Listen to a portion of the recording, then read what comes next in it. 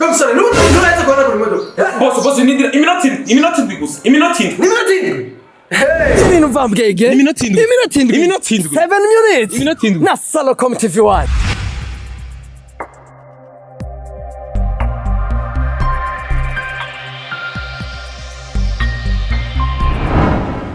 Hello guys, muguwe neza, twe ni bon, muri kumwe na Irambona Gile, behind camera muri kumwe na 1K, mutubazaniye cha kiganiro 7 minutes, ikiganiro c'ubwenge, duhe kaze, wawundi amaduha, ibintu bishasha. Karibu sana. Yes sir.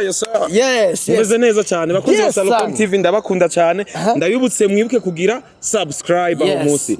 Ufyonde kuri subscribe, ucufyonda gakengeri. Ucuklika ahantu handitse ngo tute. Yes. Awuzoweje kuba umuntu mwiza cyane, umukunzi wacu. Ndabashimira rero. Okay. Ubusize twakoze iganiro bita umuvango, waduha ikiganiro akanyobwa bita akantu. Tuje mu yandi mavuta mashasha. Tuje gukora ku kintu bita taye. Ikintu bita taye. Nivyo bintu tuje gukorerako.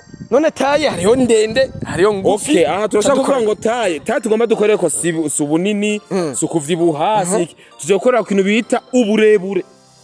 Tukaca tubwira abantu bitwa abantu bitwa kwanza. Nabantu bisanze ubugufi. Niko tugomba dukorereko. Yes. Mukunzi wa Salocom muri kuraturabuka buri mugufi. Turaje mu kiganiro kigufasha kugira ngo umenye ukuntu woba muremure. Cyangwa nyeba warihebuye naho ukuntu uzofasha abana bawe kuba barebare. Kwanza ni ryari umuntu amenya ko ari mugufi.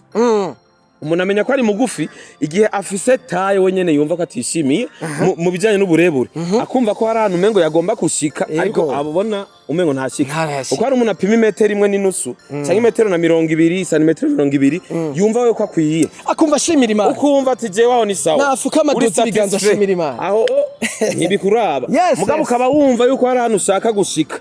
Uvuga ati harabura santimetero 5. Ego. Wewe ikiganiro ni kwawe. Fona n'abanyi bawe babwire ngo wewe bugufi. Raba kino kiganiro. Kirakera. Kirarura. Ego kabisa.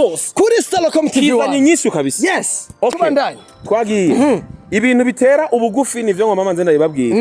Ibintu bitera ubugufi hari ibintu vya mbere usanga ari famiye y'abantu bakunda kuba bagufi. Ariko bidasigura ngo uyivukamo ngo wocuba mugufi nawe. Bashaka kuba muremure.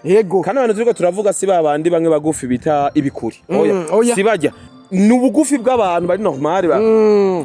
Urashaka kuvuka muri famiye y'abantu bakunda kuba bagufi. Kandi ntibisigura ngo uzoga muri mugufi. Tugomba tugufasha ukuntu wewe ushobora kuba muremure. Sivyo? Ikindi kintu kibituma birashaka kuva ku aho ubaye. Uburere. Environnement. Ugasanga nk'abantu babasiye tumubiyaya. Mubiyaya nk'ikiya ca Bujumbura, ikiya cimbo en general. Abantu bamo za Rumonge Nyanzarake. Ugiye ugakora ibiharuro ukagera hosasuma ugakurikirana ibiharuro. Uzosanga abantu bavuka mu izo ntara ari abantu badakunda kuba barebare. Majorité yabo ntibaba barebare. Kubera bari mu kiyaya. Ukazoba ubona udukurikirana uba ahantu uba hahanamiwe n'imisozi. Witege ko mu bantu zovyara ari ngo bagufi. Cyane nawe ushobora kuba mugufi. Pressure atmospherique igutsindagira. Uja ku isoko ijya misozi yahanamiye iba igutsindagire. Uri mu biro nawe uri mu nzu burya ijya misozi murayikoreye atavyo munsi indirectement. Niko bimeze. Uri kura n'amanuka ibujumbura n'akarorero uzokumva amatwi ari karaziba. Kubera ikaziba imisozi igendera gutsindagira. Igutsinyira. Wumve uri kumanuka. Ibyo ni ibintu tuje gufasha rero mu mwanya muto tubereka ama exercice ushobora gukora kugira ngo ube muremure. Ariko abantu bavukiye nko za Mugamba, abantu bo mu Mugamba, abantu ku bushorishori bw'impinga y'imisozi usanga ari barebare kubera bo bari hejuru nta kintu kibatsindagira ahubwo bari hejuru y'abandi. Nuko nyene bimeze. Ariko urashaka kuvuka ibujumbura ukaba mu biyaya cyane ukaba muremure. Je mumbabarire nta teni nambaye ariko kugira sinda basamazi ku bintu ngoma ndabereke. Zanda gufatira bisabafatira aka kantu.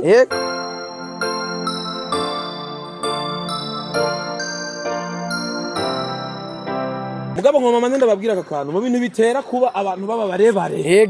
Harimo ikintu bita kuryama. Magodoro dodo ijya ni matera. Kuryama ikintu bita kuryama.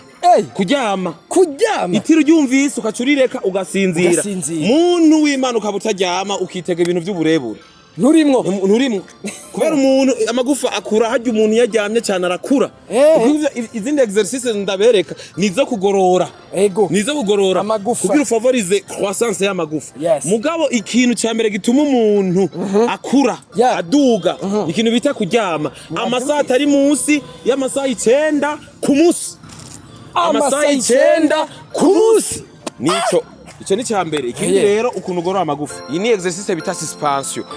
Mu kuyikora kugira ngo igiti cy'umugongo kiba cigonze nk'abaje abantu usanga bafite igiti cy'umugongo situnko ku bantu barenze imyaka yo gukura ugasanga abantu igiti cy'umugongo cyarigonze. Kuzi basarako rero ngomba kubabwira ngo ibi bintu mubigerageze misi yose bikunda canke mu ndwi ubigire 4 5 ukaba ufise iyo complexe yo kumva yo kumenga uri mugufi canke wumva uri mugufi ari vyo apana umenga ari kuri uvuga ati nkeneye kongera ko santimetero zingana ubigire kandi abibutse neza ko ibi bintu biraba abantu bari hagati y'imyaka 13 gushika ku myaka 21 en general baba gifise gukura abarenze izi exercice mu gihe umugongo wamaze kwikuruba kugira ngo ugororoke azokwiyongera santimetero 2 canke 3 ziyongerako umugongo wamaze kuruba kada kaga mugazi zino exercice zigufasha kuduka kandi ugomba kuminyuza uzura abantu bakina basket nawe bava mu muryango w'abantu babagufi